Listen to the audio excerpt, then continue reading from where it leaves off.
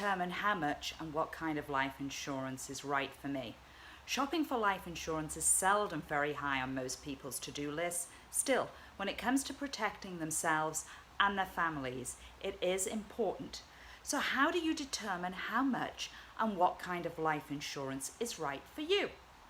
You may want to consider the following 4 steps. Step number 1, assess your immediate needs. Before you can decide how much life insurance to buy, you have to determine precisely which needs you are hoping to meet.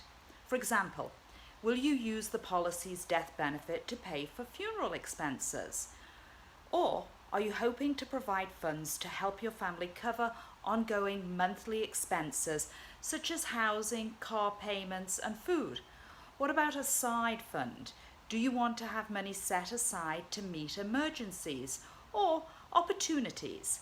Your answers to these questions will help you determine how much coverage you need. So step number 2, consider your future needs. Will you use your policy as part of your overall financial plan?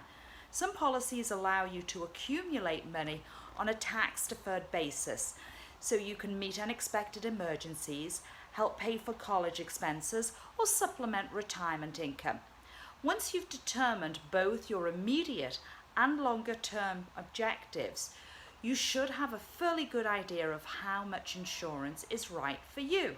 Step number 3, determine how much you can afford to pay.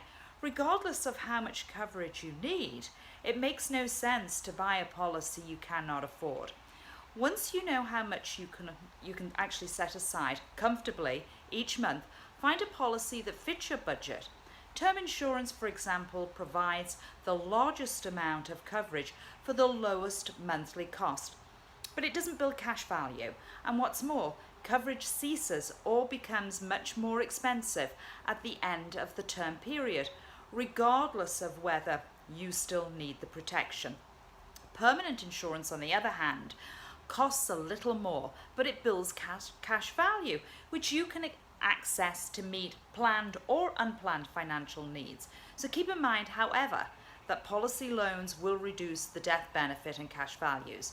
Step number 4, when you've determined how much insurance is enough, how much you can afford, and what kind of policy to buy, you want to find a reputable agent who represents a high quality company.